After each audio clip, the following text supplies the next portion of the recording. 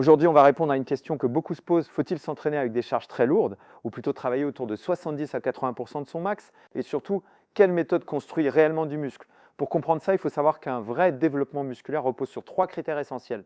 La tension mécanique, le stress métabolique, les dommages musculaires. Mais comme les dommages musculaires viennent principalement des deux premiers, on va voir donc la tension mécanique et le stress métabolique. La tension mécanique, c'est ce qui se produit lorsqu'on s'entraîne avec des poids très lourds sur des séries courtes à moyennes, généralement entre 6 et 10 répétitions, avec un temps de repos long, souvent 2 à 3 minutes. Dans cette méthode, on stimule principalement les myofibriques, c'est-à-dire les fibres musculaires réelles. On parle alors de volume myofibrillaire. C'est ce qui construit de la vraie densité musculaire, solide et durable. Le meilleur exemple, les haltérophiles. Ils ne sont pas gonflés, ils sont denses, massifs, compacts, parce qu'ils stimulent leurs fibres profondes. Le stress métabolique. Là, on est sur quelque chose de différent. Il s'agit d'accumuler des métabolites dans le muscle, comme le lactate, l'ion H+, le phosphate, et cette accumulation crée une tension interne énorme. Pour obtenir ce stress métabolique, on utilise des charges moyennement lourdes. On fait beaucoup de répétitions, généralement 8 à 20, et on réduit le temps de repos, maximum 1 minute 30. C'est cette méthode qui donne le fameux pump. Le muscle se gonfle à cause de l'eau et des nutriments qui affluent. On appelle ça l'hypertrophie sarcoplasmique. C'est efficace, mais ça ne crée pas de nouvelles fibres musculaires, ça augmente surtout le volume autour de ces fibres.